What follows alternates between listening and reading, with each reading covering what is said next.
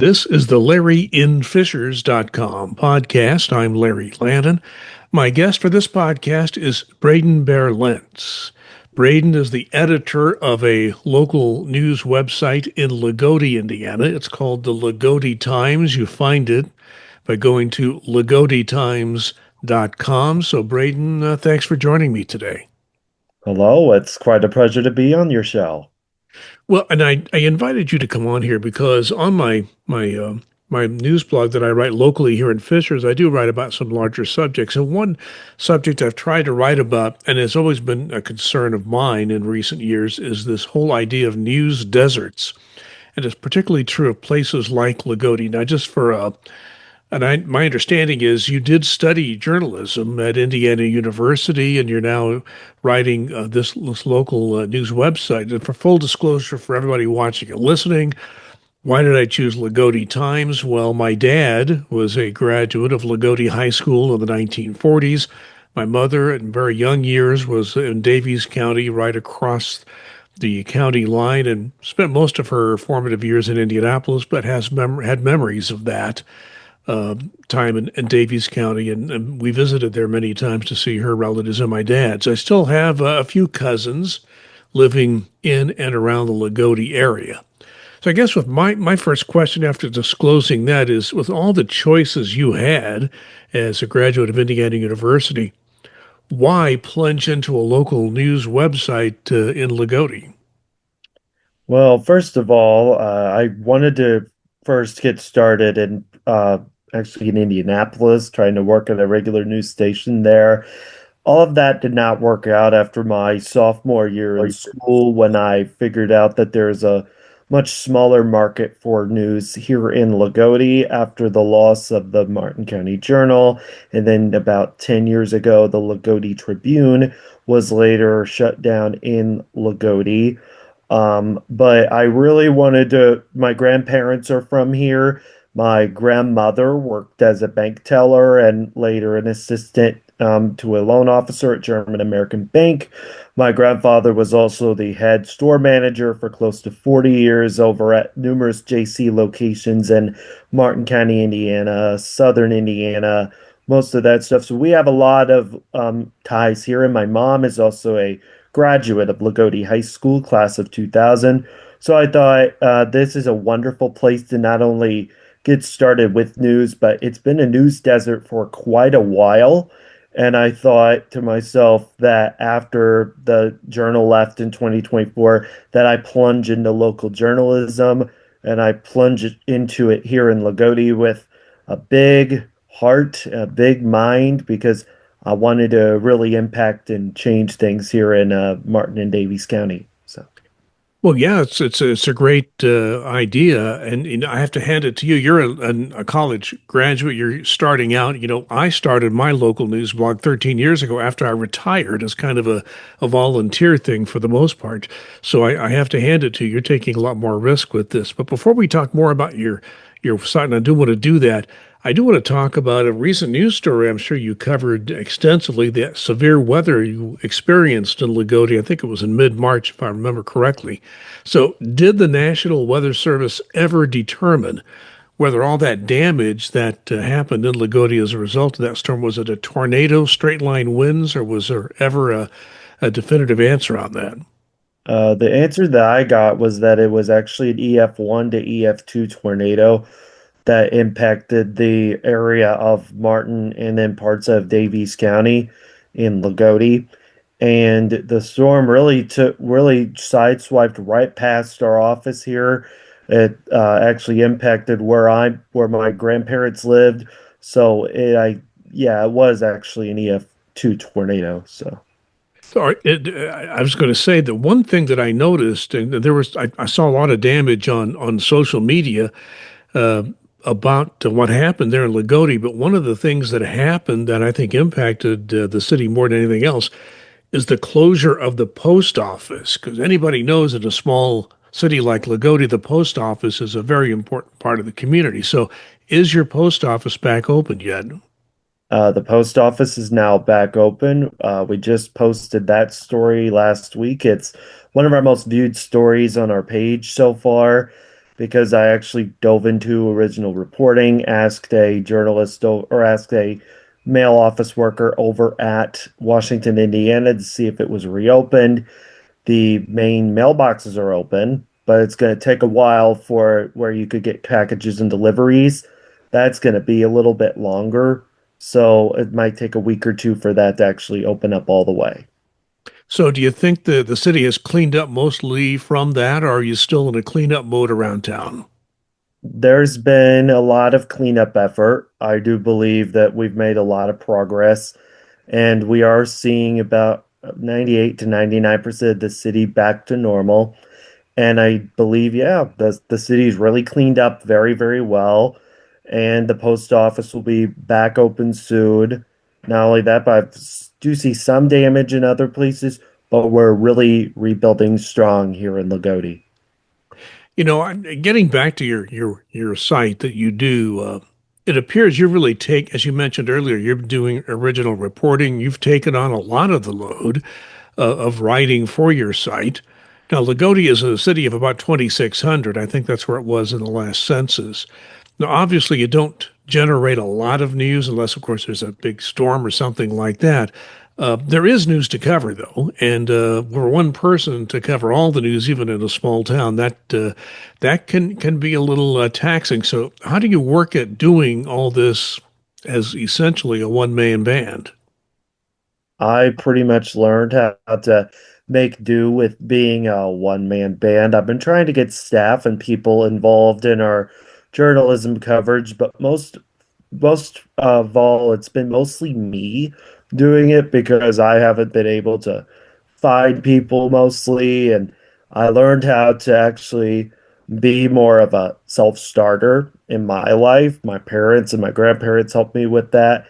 And some of them, like my uncle Gary Bell, he used to run Gary's Garage.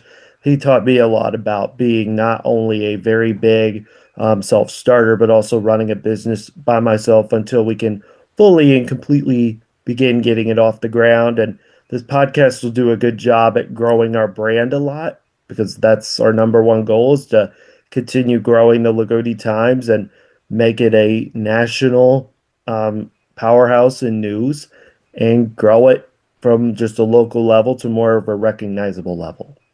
Well, I'm glad you're trying to promote it, and you've only been doing this, I think, September of last year. So you don't even have a full year under your belt yet. And I know it takes time to gain the credibility and the confidence of for people that you're going to be around.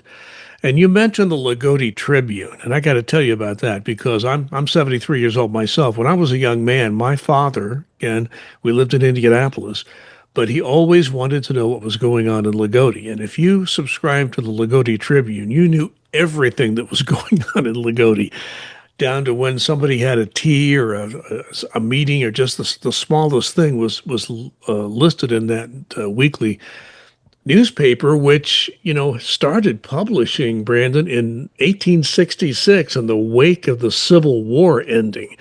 It had survived, all the economic panics that happened in the late 19th century, the Great Depression, could not survive the print media crisis that we've been having for quite a while here in the United States. So you kind of mentioned this before. Talk more about this. Did the closure of the Tribune, which was a Loogootee focused publication, did that have any impact on your decision to start the Times? Uh, yes, it did. It had a lot to do with the impact of how I wanted to actually start this publication. But before that publication had shut down, there was another publication in Loogootee called the Martin County Journal. And the journal, I think, was running digitally. It was an online digital site from about 2005 to when it shut down last year. So that was run by Courtney Hewitt, who actually ran that paper until about 2024 digitally for people to print. And I think that more than anything landed me an opportunity to start my own website, start my own publication, and really deliver news in an area that could have easily been a news desert. And I know you pointed this out, but if we don't have reliable news, in a town like Loogootee. I mean, the fact the Tribune lived through the Civil War is remarkable, and how not only the paper focused heavily on Loogootee, we want to do about the same here. But I think more than anything, the closing of the journal really made me begin wanting to start this publication. Are there any other publications in Martin County? Are you the only one? There's one, it's very small. It's called the Martin County Courant. They're growing a little bit, but it's just an online publication. And then the Shoals Tribune is still around as well. Yeah, Shoals. I think Shoals has a population of just a few hundred. It's like 600, something like that. In fact, you had a story on your Loogootee Times website that Shoals lost its only grocery store, which was just amazing that they have no grocery store in the county seat of Martin County. So that's going to mean that people are going to have to drive a long way just to get their basic groceries. It's nuts over there in Shoals. The town is very small, but I mean they need a grocery store. They shouldn't have to drive to Lagodi to get their groceries. One reason I wanted to bring you on this podcast, my podcast series, which is mostly local to Fishers, Indiana, a suburb of Indianapolis where I live. But I really do think, and it's interesting that there was a master's student from Indiana University in journalism who found my website, drove up here and followed me around, just wanted to see how I do this. He's looked at Martinsville, Indiana, where their newspaper became a ghost newspaper, really had no local news in it at all after it was bought out by Gannett. And they have a website there that they're being very successful with, as I understand it, doing something very much like what you're starting out with right now. So as we look at these news deserts all around the nation and rural areas of Indiana, such as where you are now, do you think that the type of operation that you are conducting and starting there in Lagodi, could that be the answer to this news desert problem? We hope so.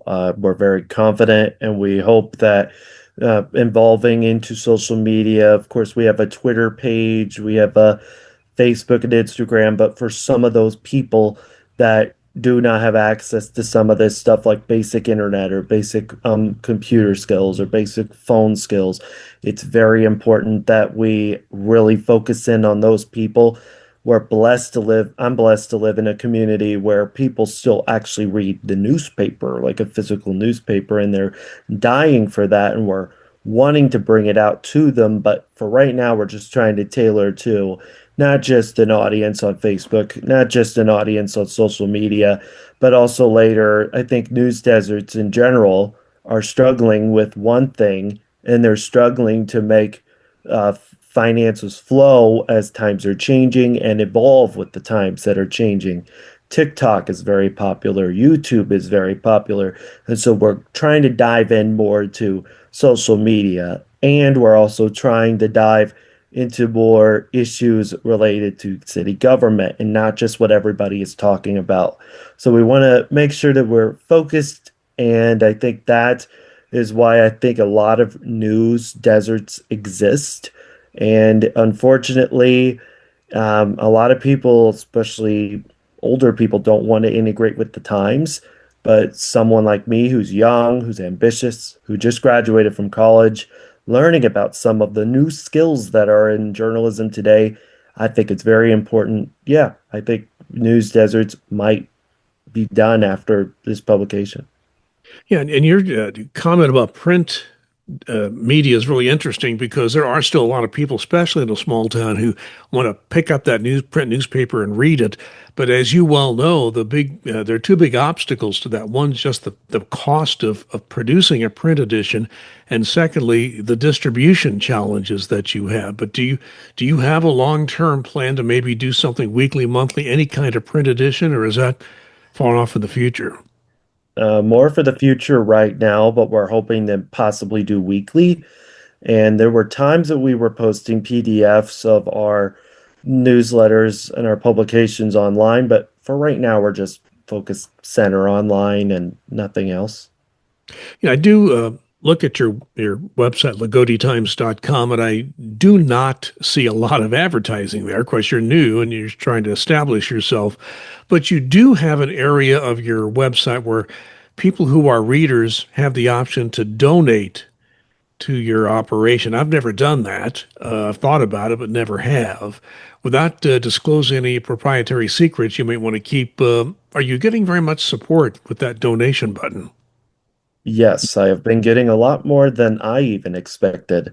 I think a lot of people they read the stories, and with me wanting to grow and start my mission, I've been branching out to more of the community more, and I think that's been really helping a lot on Facebook groups and Facebook messages and all that sort of stuff. Just basically trying to do as much promotion as I possibly can through word of mouth, and that's been really helping a lot.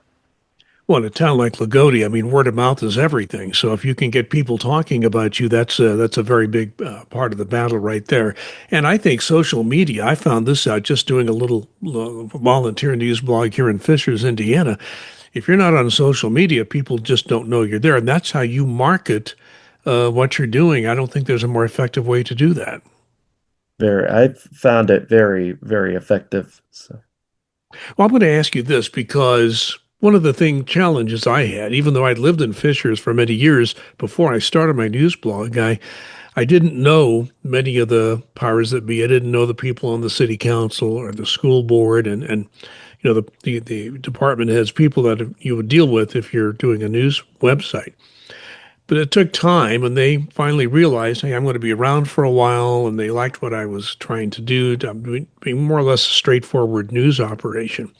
So with you, as especially somebody brand new, you're out of college, are the local leaders, people like the mayor, the city council, the department heads like police, fire, all the different areas of the city, and even the Martin County elected officials, are they treating you like any other news organization?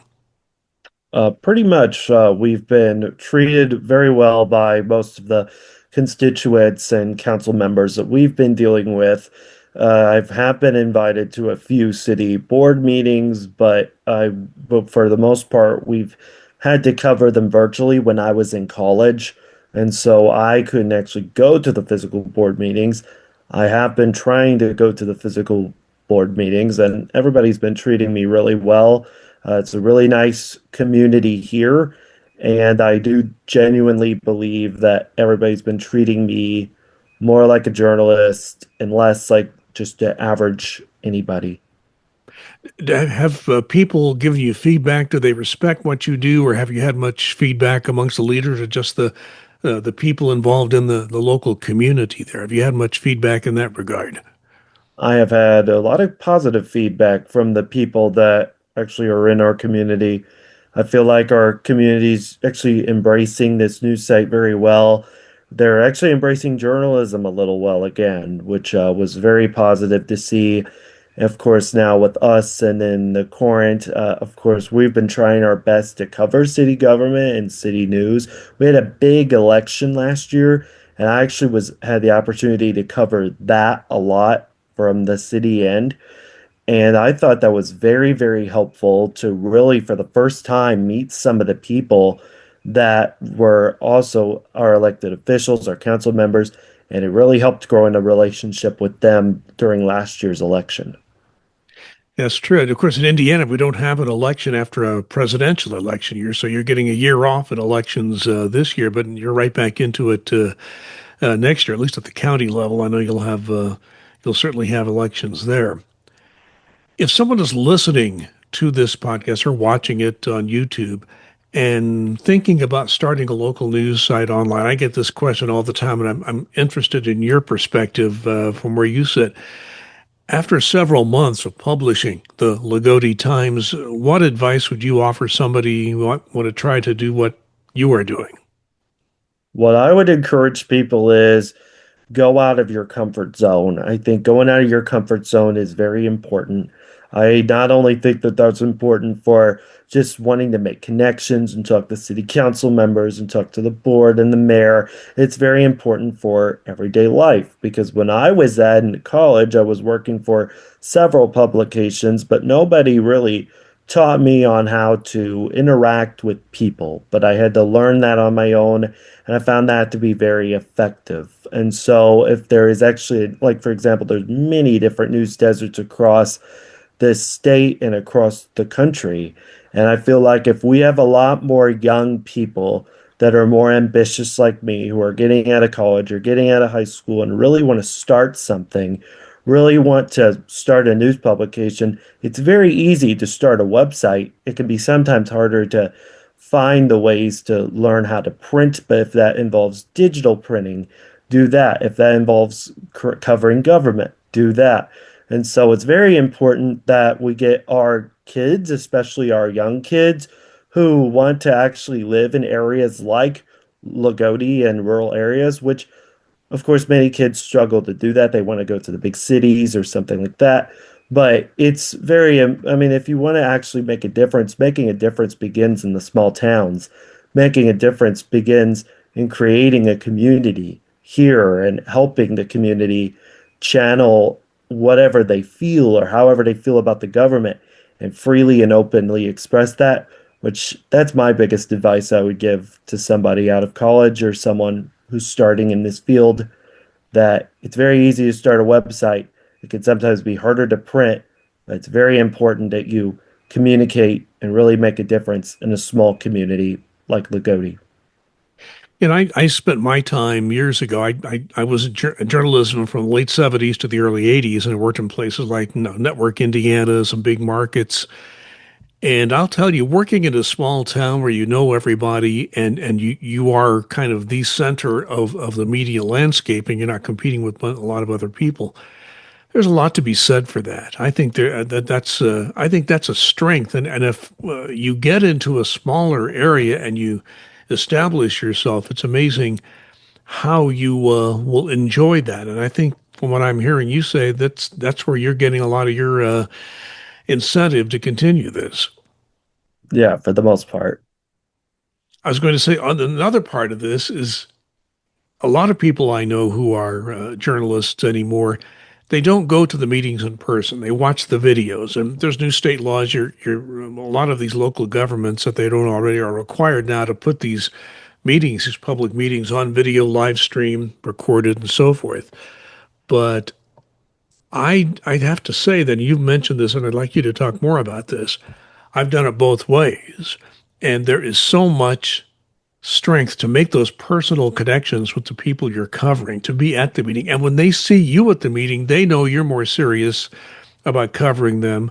And I don't know about you, but I go to plenty of meetings where at the end I have a lot of questions and I can get them answered right there and not have to call somebody later and so forth. So, have you found value in going to some of these public meetings in person?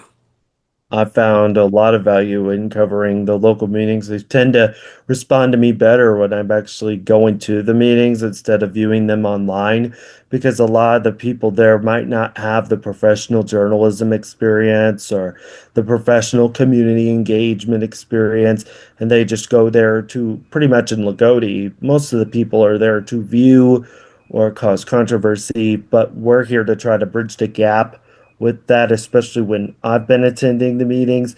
They've been really receptive to me, really helpful to me. And I think I get a lot more input if I go in person than if I meet virtually. So, Braden Bear Lentz, I've asked the questions I can think to ask. Anything you would like to add?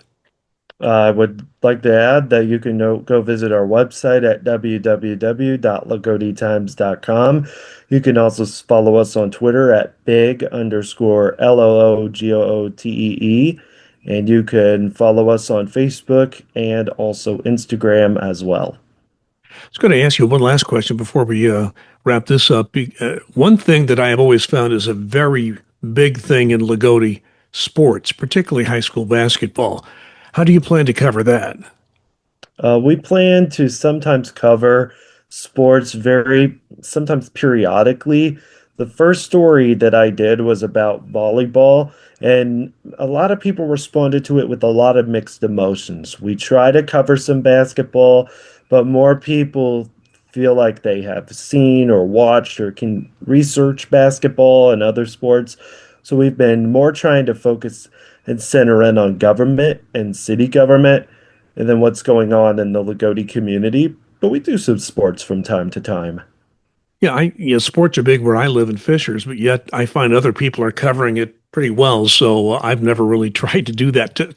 Sometimes I do, but only on special occasions because I find that most people, high school sports, you're exactly right. There are other places they can go to get that.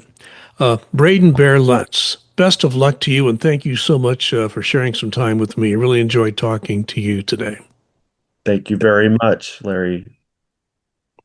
Okay, very good. Let me get this, stop this.